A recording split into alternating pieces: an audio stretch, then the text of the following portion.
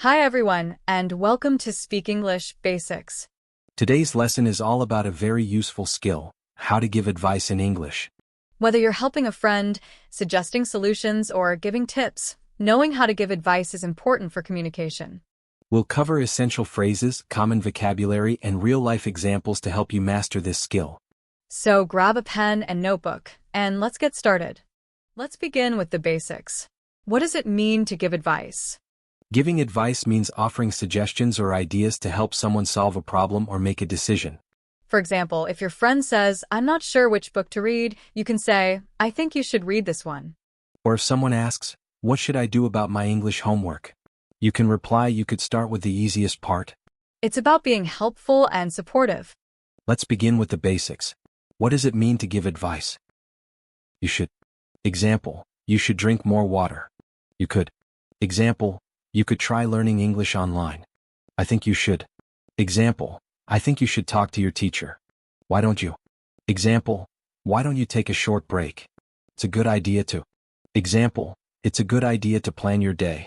These phrases are easy to use and work in almost any situation. Giving advice isn't just about saying what someone should do.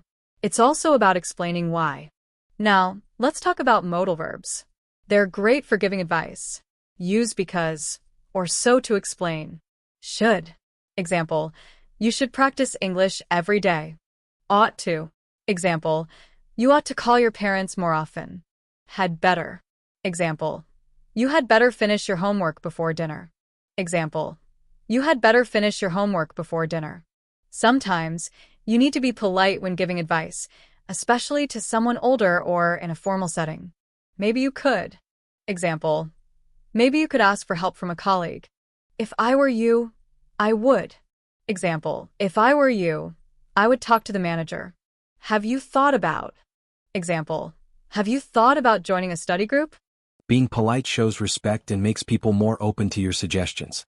Giving advice is only one part of the conversation. Let's practice how to respond to advice. That's a great idea. Example, that's a great idea. I'll start today. Thanks for the suggestion. Example, thanks for the suggestion. I'll think about it.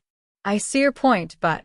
Example, I see your point, but I think I'll try something else. Thanks, but I'm not sure if that's right for me. Example, thanks, but I'm not sure if that's right for me. It's okay to politely say no if the advice doesn't work for you. I see your point, but...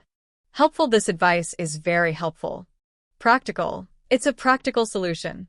Practical. It's a practical solution. Risky. This idea might be risky. Unnecessary. I think this step is unnecessary. Using the right words can make your advice clearer.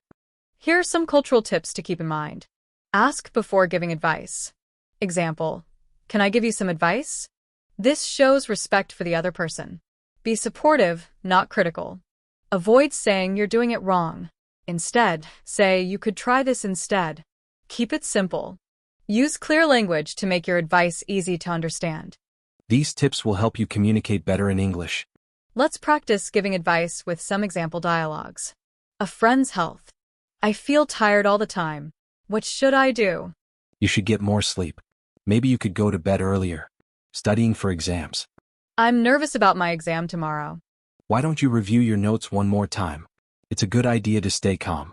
Time for some practice. Write advice for these situations. Your friend wants to learn English faster. Someone is looking for a good restaurant. A colleague is feeling stressed at work. Share your answers in the comments and we'll give you feedback. Giving advice is a valuable skill for building relationships and helping others. Remember, practice makes perfect. Try these phrases in your daily life, and you'll become more confident. Thanks for watching, and see you in the next lesson.